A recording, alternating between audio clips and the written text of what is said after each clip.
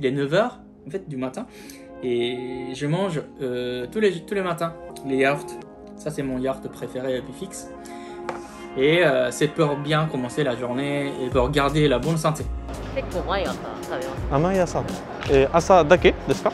ほぼ朝だけ。健康のために朝ちょっと腸とか。J'ai travaillé 4 années pour un des leaders du yaourt au Japon et c'est un marché qui est vraiment différent de l'Europe avec des grandes spécificités et la plus grande en fait c'est que c'est vraiment l'incubateur de l'innovation. Donc toutes les innovations et toutes les nouvelles tendances qui vont sortir un peu dans le monde, on va d'abord les essayer en Asie et notamment au Japon parce que le Japon a vraiment une culture de l'innovation, une culture de travailler des nouvelles tendances et d'avoir tout le temps des nouvelles choses qui sortent sur le marché. Et donc on va rentrer un peu dans ces détails et je vais tout vous expliquer.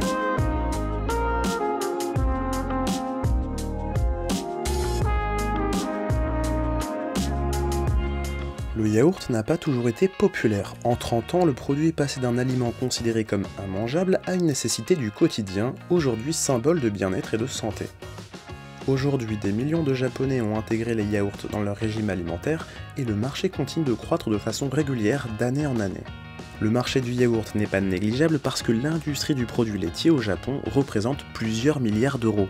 Ce qui est intéressant, c'est de s'intéresser à la vision du yaourt au Japon. Il faut constamment apporter des nouveaux produits, des variations saisonnières, des nouveaux goûts, des nouvelles recettes et constamment innover parce que le cycle de vie des produits au Japon est beaucoup plus court que dans d'autres pays en fait. Et c'est pour ça que c'est vraiment un incubateur des innovations et c'est vraiment un point de repère où on va un laboratoire où on va essayer plein de choses. Et il y a pas mal de choses qui ne vont pas marcher. Et c'est pour ça qu'on retrouve énormément dans les linéaires des choses un peu excentriques parfois, des yaourts au tapioca, des yaourts au matcha, etc. Et certaines de ces innovations vont marcher et pourront être exportées à l'international, donner des idées évidemment adaptées au marché européen, adaptées aux marchés occidentaux, mais donner des idées pour de nouvelles tendances. Et les Japonais préfèrent manger naturel sans rajouter d'autres goûts.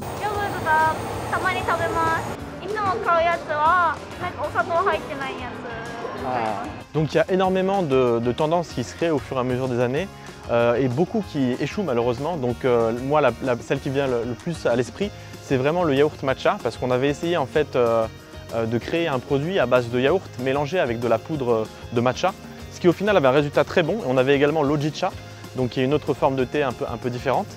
Et ça a donné beaucoup de curiosité, le marché a bien réagi au départ, mais évidemment la nouveauté disparaît au bout d'un moment, le goût peut-être est un peu trop sucré pour les Japonais et au bout d'un moment ça a fini par le produit, on a dû le retirer des linéaires parce qu'il ne marchait pas suffisamment. Alors ici le mot yaourt renvoie à un aliment sain et cela est certes basé sur des faits scientifiques établis, mais c'est surtout le fruit d'une campagne marketing sophistiquée qui a installé le mythe et pousse le produit dans les foyers. Meiji, le plus grand producteur de produits laitiers au Japon, a pour marque phare Bulgaria. C'est une référence directe au pays de l'Europe de l'Est qui serait le berceau du yaourt. Aujourd'hui, Meiji, c'est plus de 43% de part du marché et 99% de reconnaissance de marque, c'est-à-dire que sur 100 Japonais, 99% reconnaissent le logo. Au début des années 60, il n'existait qu'un seul type de yaourt, sucré avec du lait fermenté et une texture semblable à de la gelée. C'était davantage considéré comme un snack ou un dessert. C'est à ce moment que Meiji a songé à comment développer son yaourt bulgare. La marque a décidé de lancer un yaourt nature contenant du Lactobacillus bulgaricus, un produit commun en Bulgarie mais qui n'existait pas encore à l'époque au Japon. Au début de sa commercialisation, ce premier yaourt a été perçu comme étrange et surprenamment acide par les Japonais. Le yaourt aurait pu être un énorme flop, mais c'était sans compter la puissance marketing du groupe Meiji.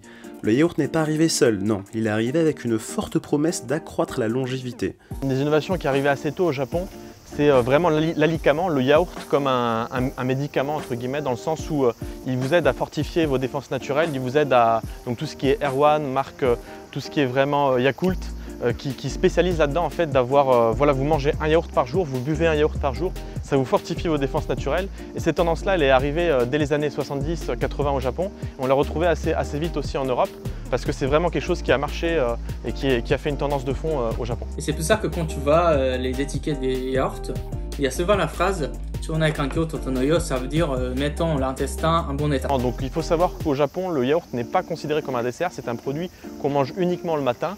avec le petit déjeuner. Donc comme je le disais, comme entre guillemets quelque chose de sain, quelque chose avec peu de calories, qui va fortifier les défenses naturelles, qui va apporter quelque chose de bon à l'organisme. Donc par exemple le transit intestinal, enfin tout ce qu'on connaît déjà en France. いやでもバナナとか入れたりする時もあるし、そういうデザートで食べる時もありますけど、基本的にはそういう健康的な感じで僕は食べてます。 Donc en ce moment, une des tendances qui a fait pas mal parler d'elle, c'est le yaourt au collagène. Je ne sais pas si vous avez ça aussi en France ou en Europe. Donc c'est quelque chose qui a été lancé au Japon il n'y a pas très longtemps, peut-être 1 an, 2 ans, pour faire suite en fait, vraiment essayer d'apporter encore quelque chose de plus à l'équation, en fait, vraiment apporter encore plus de bienfaits pour le corps. Et pour que, étant donné qu'en fait au Japon, les principaux consommateurs de yaourt, en fait, si vous voulez, sont quand même les femmes. Parce que les femmes, justement, elles font très attention à leur corps. Et du coup, pour les séduire, on a essayé de mettre un peu de collagène, de leur dire voilà, c'est bon pour votre peau, consommez ça le matin, ça va vous faire du bien. Un lauréat d'un prix Nobel scientifique, Elie Metchikov, a développé la théorie selon laquelle la bactérie présente dans l'acide lactique aiderait à neutraliser les bactéries présentes dans les intestins et qui seraient responsables du vieillissement. Alors je ne sais pas quel cachet il a touché pour le placement des produits laitiers, mais il a conseillé d'en manger quotidiennement. Et aujourd'hui encore, le mythe persiste et est bien présent dans la conscience collective. Les Japonais, comme je vous le disais, détestent le goût trop acide, doutant de sa comestibilité. Et pourtant, à coup de marketing à travers un packaging focus sur la nature, sur le bien-être et des labels de santé sur ses pots, eh bien le yaourt a fini par s'imposer dans le paysage alimentaire japonais, devenant un véritable symbole de santé. Formule qui a marché dans le monde, alors pour le coup, c'est pas vraiment le Japon qui a lancé ça, je pense que c'est plutôt à l'inverse les États-Unis, l'Australie qui sont très attentifs sur le sport où les gens ont besoin de beaucoup de protéines et c'est quelque chose qui a séduit immédiatement au Japon à partir du moment où on a commencé à lancer des yaourts avec de la protéine et à communiquer davantage sur par exemple un pot de yaourt 10 grammes de protéines, un pot de yaourt 15 grammes de protéines. Le marché a vraiment explosé, il y a eu cette tendance protéine qui a dérapé, qui avait peut-être démarré un peu sur les yaourts, un peu sur maintenant il y a vraiment les barres énergisantes, il y a les boissons protéinées. Au Japon, on peut trouver de tout. Ces yaourts protéinés, en fait, c'est souvent des yaourts à la grecque, qui n'ont que le nom, parce que c'est pas vraiment la vraie recette, vu que c'est sans gras.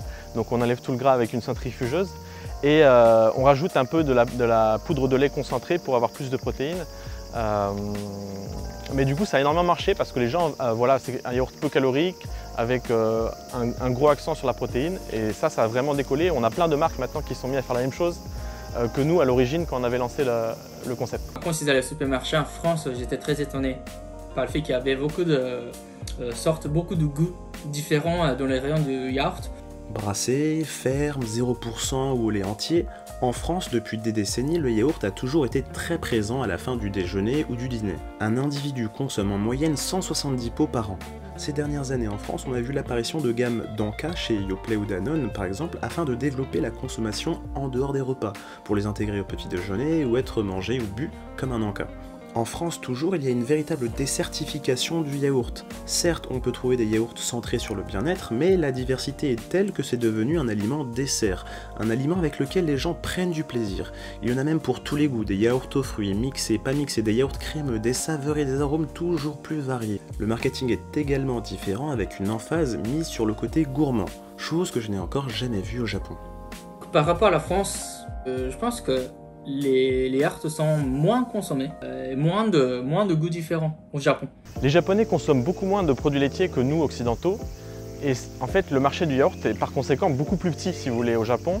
On a beaucoup moins de marques, beaucoup moins de choix, beaucoup moins de production et un autre élément important c'est que en termes de fabrication, si vous voulez, le lait est en quantité limitée. Les produits laitiers, on n'est pas dans le top des priorités et on n'a pas forcément tout le temps autant de lait qu'on pourrait avoir, ce qui fait que dans les recettes en fait, et c'est ça vraiment l'ingrédient principal et la différence principale dans les recettes au Japon, c'est qu'on n'aura pas forcément 95% de lait, on n'aura pas forcément ce goût totalement crémeux, on n'aura pas forcément un vrai yaourt en fait, comme on pourrait avoir en France, et on va mélanger un peu de poudre de lait avec du lait, on va faire des recettes qui sont, au final ça fait pas non plus une énorme différence, mais ça change un peu le goût, et je dirais que c'est quand même un peu moins, voilà, on a un peu moins de qualitatif.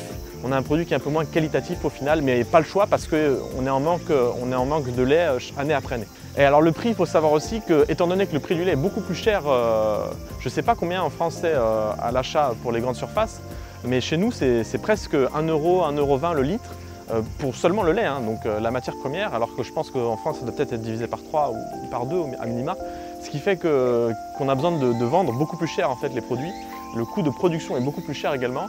Et on fait moins de quantité, donc ça joue aussi, le prix de revient est impacté. Et le prix des yaourts au Japon, c'est un des plus chers dans le monde. Donc on va être aux alentours de 2 euros, 2,50 € le paquet de 4, si vous voyez ce que ça veut dire. Et le paquet de 4, ce n'est pas les formats comme on a en France. Nous, on a les pots de 100-110 grammes, vous savez, les bons pots qui vous tiennent bien au corps. Ici, c'est des pots en général 75 grammes. Donc vous mettez un coup de cuillère, c'est terminé. Ça peut descendre encore plus bas pour les enfants avec des formats à 45 grammes le pot. Donc vous voyez un peu ce que ça donne. La gelée marche beaucoup au Japon, gelée de fruits et gelée au café. Et en termes de dessert, ce qu'il y a vraiment comme dessert, c'est les flans. Ils ont une grande culture du flan, les pelines, ouais. Voilà, c'est pas du flan, moi je suis Excuse-moi. je peux dire.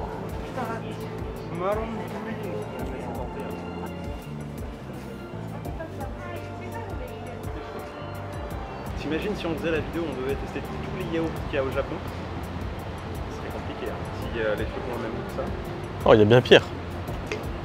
Le lead en aluminium, en fait, il a la particularité qui fait qu'il n'y aura aucun yaourt, aucune trace de yaourt qui restera collée, alors qu'en France, justement, on aime bien lécher le lead en aluminium, c'est dans notre culture. Mais au Japon, c'est vu comme sale, et donc ils ont travaillé dessus et ils ont mis le prix pour avoir un lead où il n'y a aucun yaourt qui reste. Un petit secret d'industriel aussi, c'est que souvent on gruge un peu sur le format, on va mettre des fausses couches en fait, on va relever un petit peu, tu sais, le fond du yaourt pour avoir 5-10 grammes. Nous on le faisait pas parce qu'on trouvait que c'était un peu une indignation de faire ça, mais il y a pas mal de Japonais qui le font, des entreprises japonaises. Ils te mettent une disquette entre guillemets avec 5-10 grammes de moins. Le dessus, tu ouvres le pot, c'est déjà à moitié rempli, tu sais. Où ils te mettent une petite sauce qui coûte rien. Malheureusement, tout ça, c'est des secrets industriels. Je pense que vous avez déjà vu des documentaires.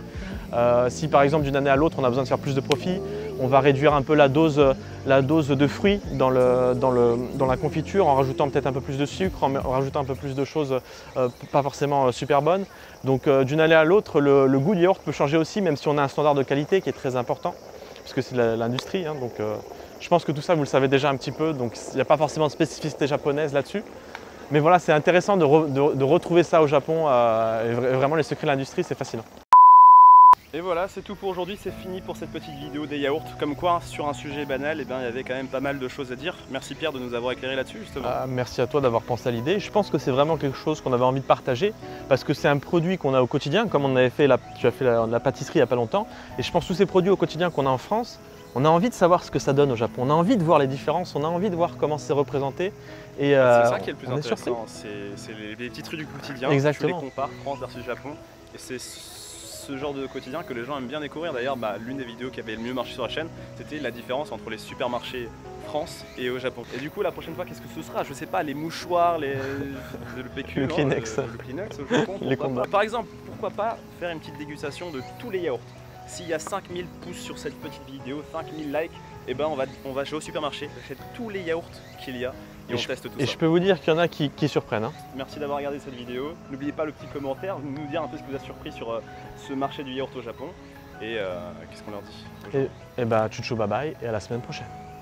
Il est pas mal, il fait des progrès, hein. Il fait des progrès. Allez, tchou bye bye et à la semaine prochaine.